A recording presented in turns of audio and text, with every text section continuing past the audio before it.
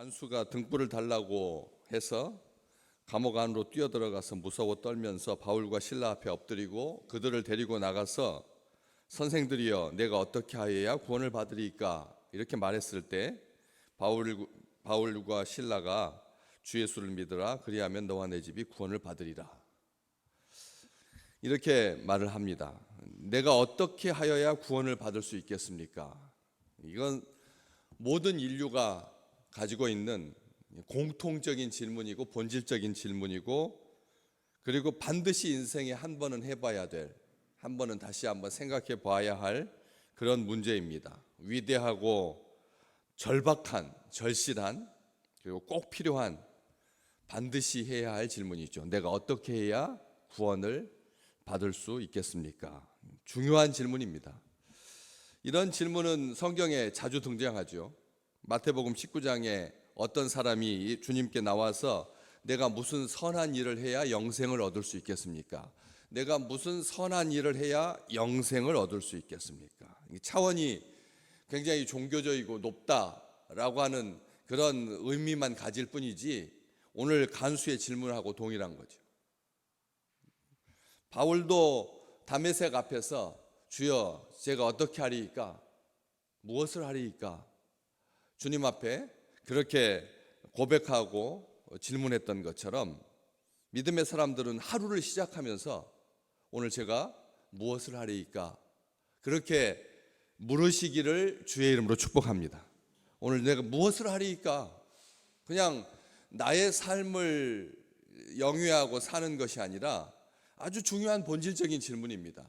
평생에 우리는 구원받은 자니까 우리가 어떻게 해야지 구원받을 수 있겠습니까? 할 필요는 없죠.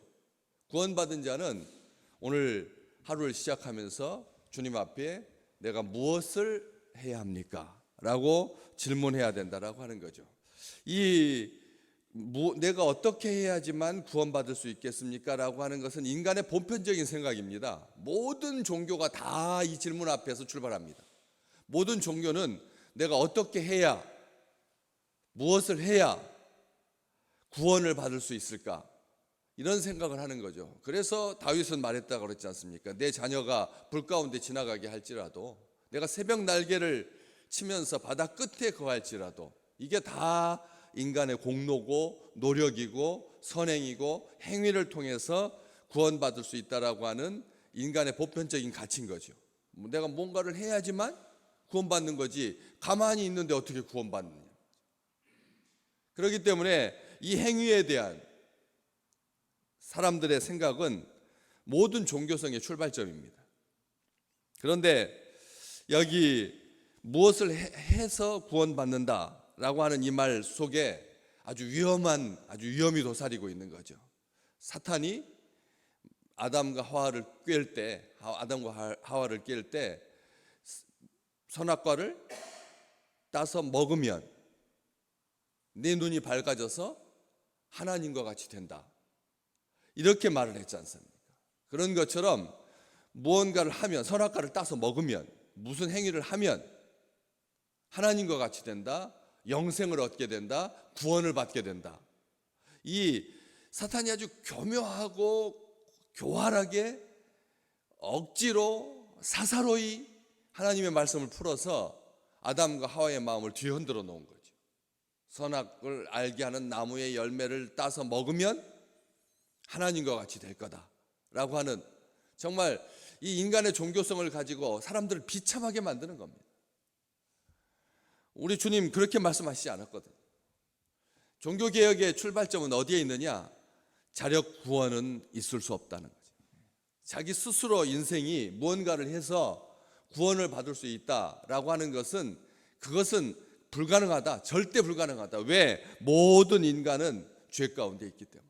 죄 가운데 있기 때문에 스스로 자력으로, 사람의 힘으로 구원받을 수 없다라고 하는 그런 원칙입니다. 이게 이 질문 속에 내가 어떻게 해야지 구원받을 수 있겠습니까? 간수가 여지껏 살아오면서 정말 자기 가족들, 온 가족들, 생명처럼 아꼈던 사람들, 자기 가족들 여지껏 다 잘 꾸려가지고 일사불란하게 여기까지 왔는데 영적인 구원은 없었습니다.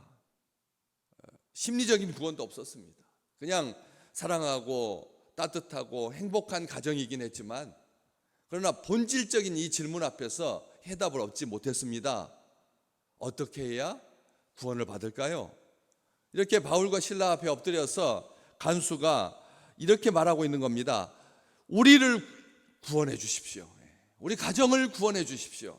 구원받기 원합니다 라고 하는 말인 거죠. 이 말은 바꿔 말하면 내가 어떻게 해야지 구원받을 수 있겠습니까? 라고 하는 말은 간절히 구원을 사모하고 있다라고 하는 것이죠. 바울은 거기에다가 네가 네 가진 것을 다 팔아서 갚아라. 우리 주님께서 그렇게 말씀하시지 않았거든요. 우리 주님께서 삭개오에게 뭐라고 하셨습니까? 오늘 내가 너의 집에 가서 유해야 하겠다. 너의 집에 머물겠다. 오늘 구원이 너희 집에, 이 집에 임하였다 그랬지. 삭개오가 뭘 팔아서? 그것은 구원받은 자의 감격이고 감사일 뿐이지, 토색한 것 있으면 뭐 몇 배나 갚겠습니다, 이것이 그를 구원하게 한 게 아니라는 말씀입니다. 기억하셔야 됩니다. 아무 공로 없습니다. 우리가 구원받을 수 있는 공로를 쌓았다면 우리보다 10,000배나 더 잘하는 사람들 세상에 많습니다. 그들의 행위로 구원을 받을 수 있는 서열을 매긴다면 우리는 앞에 있지 못합니다. 주의 백성들은 그것을 잘 아는 겁니다. 이걸 아는 것이 은혜인 겁니다. 하나님께서 우리를 구원하시는 거지, 하나님께서 구원하시는 거지, 우리가 어떤 행위로 구원받을 수 없다는 것.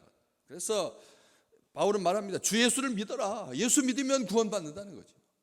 예수 믿으면 너와 내 집이 구원을 받는다. 이것은 믿는다라고 하는 것은 행위하고는 상관이 없는 것처럼 보입니다. 사실은 행위하고 믿음이라고 하는 것, 믿음이 행위고 행위가 믿음인 거죠.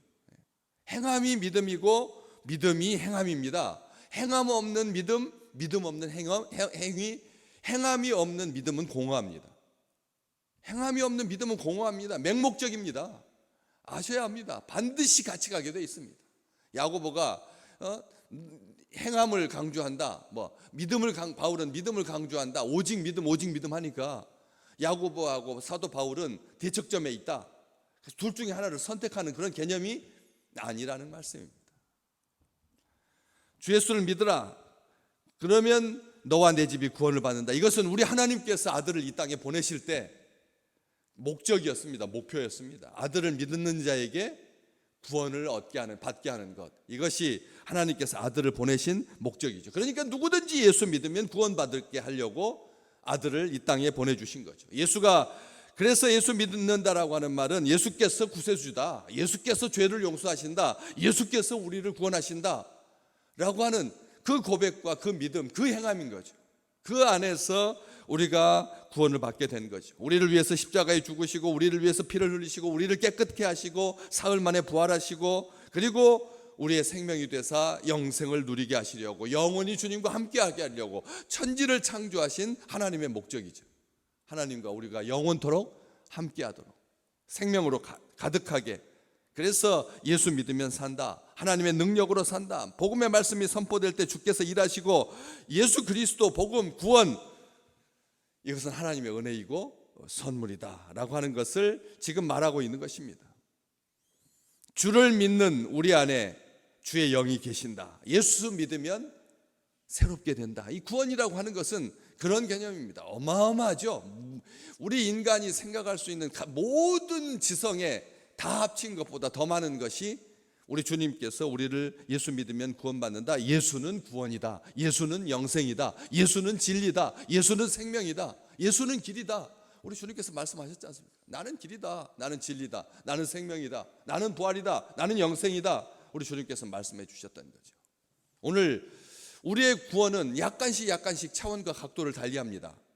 오늘 우리의 소원이 이루어지는 것이 구원일 수 있습니다. 오늘 기도가 응답되는 것이 우리의 구원일 수 있는 거죠. 오늘 질병이 치유되는 것이 하나님을 향한 우리의 생명이고 우리의 구원일 수 있습니다. 각도를 약간 달리할 뿐이지 결론은 하나입니다. 예수 믿고 사는 거죠.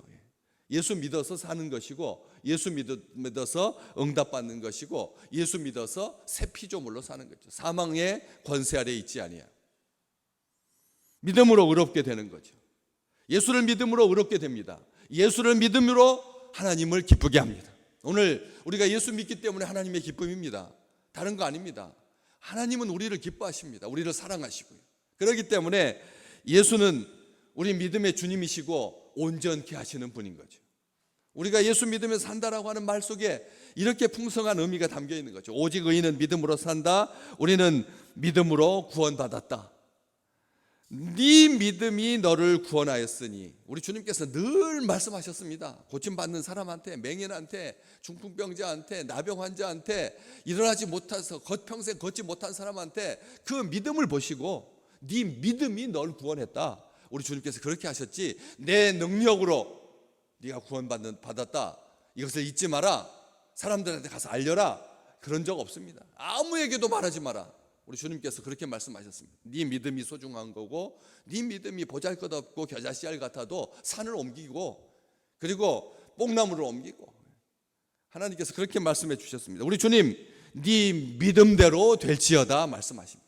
오늘 우리의 믿음의 크기는 아무런 상관없습니다.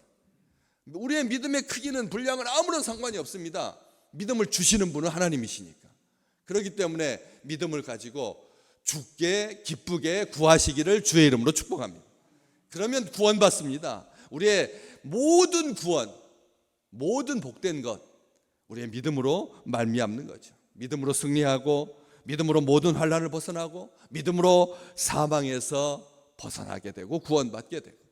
오늘 이 주 예수를 믿으라, 그리하면 너와 네 집이 구원을 받으리라 하시는 이 온전하신 하나님의 약속, 하나님의 선물을 우리의 삶 가운데 오늘도 풍성하게 누리는 귀한 날 되시기를 주의 이름으로 축복합니다.